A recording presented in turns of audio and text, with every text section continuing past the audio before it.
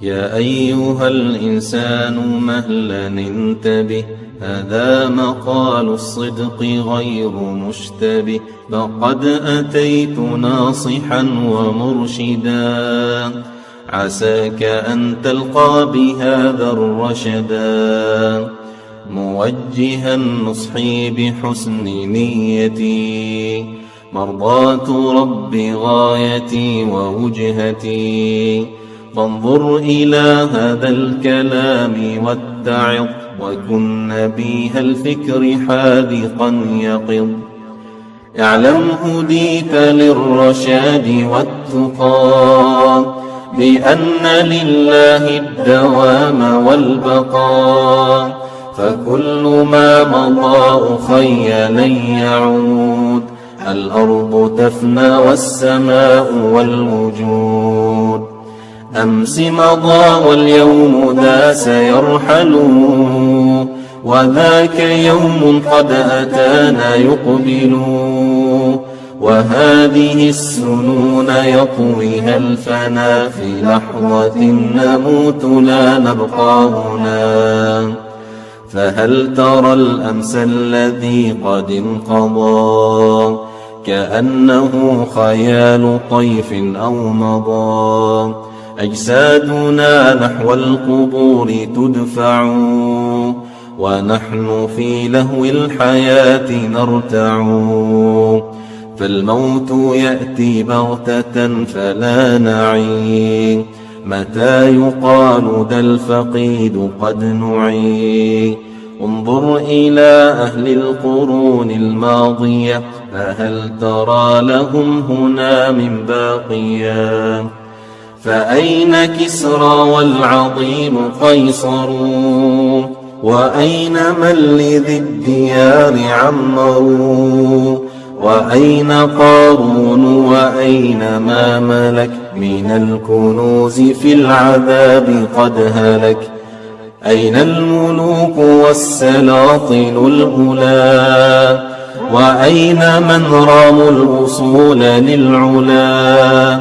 أين الذين للقصور شيدوا، أين الذين في الحياة مجدوا، لقد فنوا وما بقى منهم خبر، أليس في فنائهم من معتبر، قد فارقوا هذه الحياة للأبد، فهل تحس أو ترى منهم أحد، إلى القبور يحملون في عجل، ريب المنون بغتة بهم نزل، مضوا إلى حيث الحساب يحرزوا، هناك حيث وعد ربي ينجز، إما إلى جنات عدن وارفا،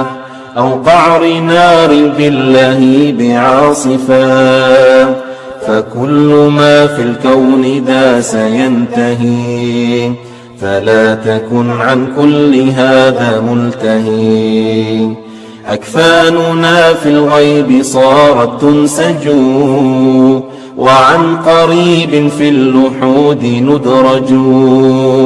الكل يبلى والغني والفقير، وكلنا حيث الأولى سار نسير،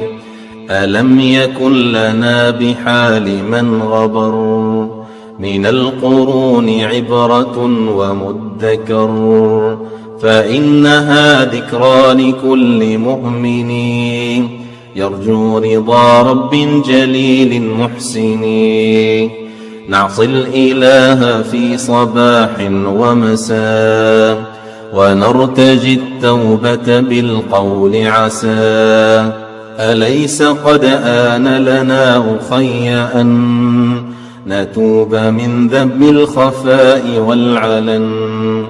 أليس قد آن أخي أن ندع سلوك درب الملهيات والبدع، إلى متى التسويف هذا يا فتى، بالله قل لي يا أخي إلى متى، فكيف ننسى فضل رب منعم، فهل هناك غيره من مكرم طاعته على الأنام واجبا فيما قضاه ربنا وأوجبا. فالله جل قد قضى أن نتبع لكل حكم في الكتاب قد شرع كان حلالا ذاك أو محرما أو كان ندبا فعله أو لازما فواجب أن نقتفي لأمره سبحانه في نهيه وزجره.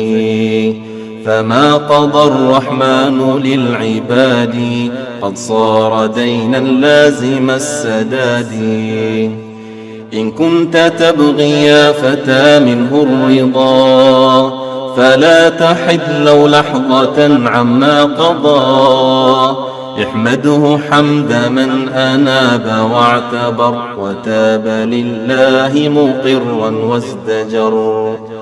اضرع إليه طامعا في رحمته واسأله سؤل راغب في منته. إنا بهدي ربنا نلنا المنى لقد رضينا دينه نهجا لنا بفضله نصير مسلمين